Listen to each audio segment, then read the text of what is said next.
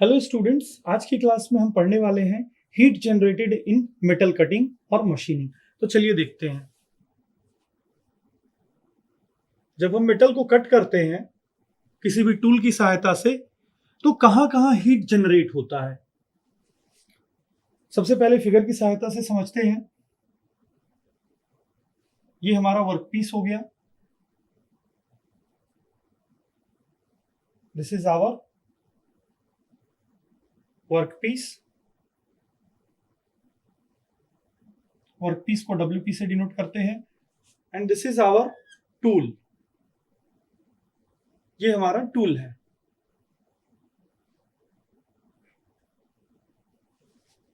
Feed का direction tool का ये होगा इस प्रकार से।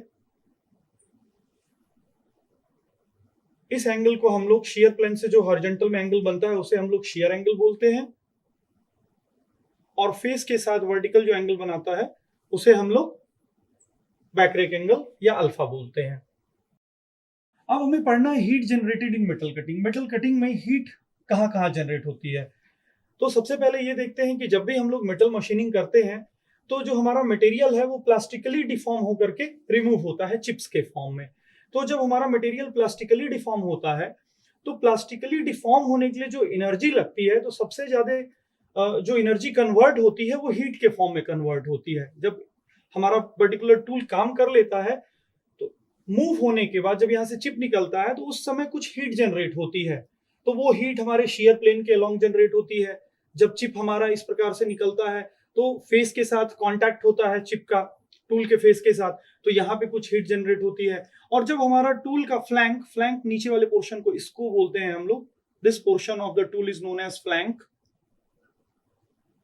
And this portion is known as face.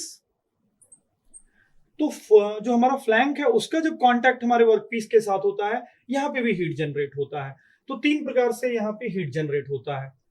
तो चलिए देख लेते हैं प्लास्टिक डिफॉर्मेशन के कारण कहां कहां हीट जनरेट हो रहा है, वो देख लेते हैं। तो सबसे पहला जो हमारा जोन होता है हीट जनरेशन का उसे हम लोग प्राइमरी डिफॉर्मेशन जोन बोलते हैं। Primary deformation primary deformation zone. तो सबसे पहले पहला जोन होता है हमारा प्राइमरी डिफॉर्मेशन जोन। तो प्राइमरी डिफॉर्मेशन जोन इस जोन को हम लोग बोलते हैं this zone along shear plane. ये जो जोन होता है हमारा इसे हम लोग प्राइमरी डिफॉर्मेशन जोन बोलते हैं, और इसे हम लोग बोलते हैं अलोंग शियर प्लेन या अराउंड शियर प्लेन।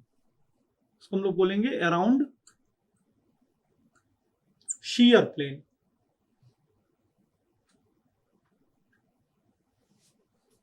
तो जैसे ही हमारा टूल वर्कपीस को टच करता है और शियर डिफॉर्मेशन होता है यहाँ से और चिप के फॉर्म में हमारा मटेरियल कटने लगता है तो यहाँ पे हीट जनरेट होती है। ये यहाँ पे इस पर्टिकुलर प्लेन में हीट जनरेट होती है। तो यहाँ पे जो हीट जनरेट होती है उसे हम लोग प्राइमरी डिफॉर्मेशन जोन बोलते हैं, और ये हीट हमारी शियर प्लेन के अराउंड जनरेट होती है। चलिए सेकंड जोन देखते हैं। सेकंड डिफॉर्मेशन जोन जो होता है उसे हम लोग सेकेंडरी डिफॉर्मेशन जोन बोलते हैं। तो सेकेंडरी डिफॉर्मेशन जोन हमारा ये पर्टिकुलर एरिया होता है, टूल और चिप का इंटरफेस वाला एरिया, जहां पे हमारा चिप फ्लो होता है टूल के पर्टिकुलर फेस के अलोंग। इस तरह से हमारा चिप फ्लो होता है और वो टूल के फेस के अलोंग फ्लो होता है।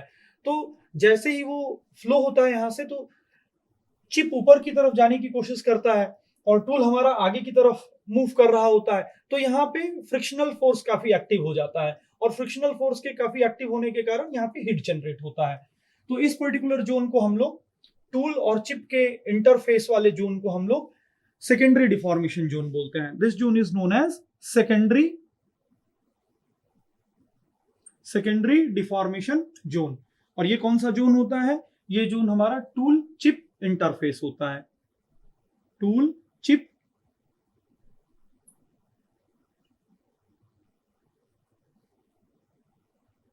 चिप इंटरफेस इसको हम लोग बोलते हैं।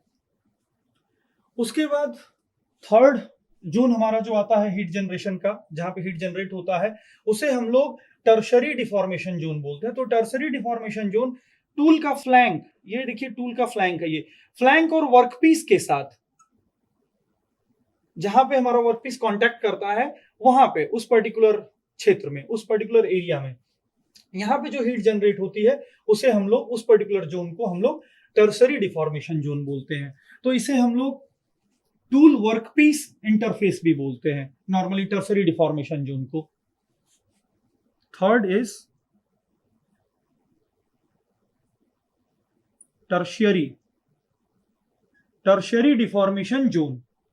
इसे हम लोग टूल वर्कपीस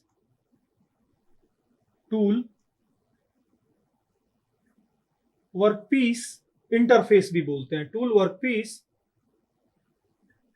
इंटरफेस।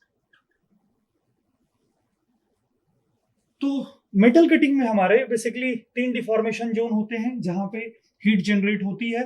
पहला हमारा अराउंड शियर प्लेन, दूसरा टूल और चिप के इंटरफेस पे, और तीसरा हमारा टूल और वर्कपीस के इंटरफेस पे। Heat generated in metal cutting पढ़ना क्यों आवश्यक है? Heat generated in metal cutting पढ़ना इसलिए आवश्यक है क्योंकि जितना ज्यादा हीट जनरेट होगा उतना ज्यादा हमारा पर्टिकुलर टूल हीट हो जाएगा। अगर हमारा टूल पर्टिकुलर हीट हो जाएगा तो टूल के फेलियर के चांसेस बहुत ज्यादा बढ़ जाएंगे। तो टूल के फेलियर के चांसेस को घटाने के लिए हम लोग कोशिश करते हैं कि जो हीट जनरेट हो वो कम जनरेट हो। इसके बाद अगर हाई कटिंग वेलोसिटी की बात करें या हाई कटिंग स्पीड की बात करें, मान लीजिए हमारा जो टूल है वो हाई कटिंग स्पीड से कटिंग कर रहा है, तो उस केस में क्या होता है, लगभग 70% हीट हमारा चिप कैरी कर लेता है। 70% हीट जो है चिप कैरी अवे कर लेता है, और लगभग 15% हीट इस पर्टिकुलर वर्कपीस के सेक्शन में और 15% हीट हमारे टूल के सेक्शन में डिस्ट्रीब्यूट हो जाता है। तो हाई कटिंग स्पीड अच्छी होती है क्योंकि ज्यादा से ज्यादा हीट हमारा चिप कैरी अवे करके निकल जाता है। सो आज की क्लास में स्टूडेंट्स हमने heat generated in metal cutting देखा। इसमें 3 सेक्शंस पे पर्टिकुलर हीट ज्यादा जनरेट होता है। पहले सेक्शन को हम लोग प्राइमरी डिफॉर्मेशन जोन बोलते हैं, दूसरे को सेकेंडरी और तीसरे को टर्शियरी डिफॉर्मेशन जोन बोलते हैं। That's all in today's class. Thank you.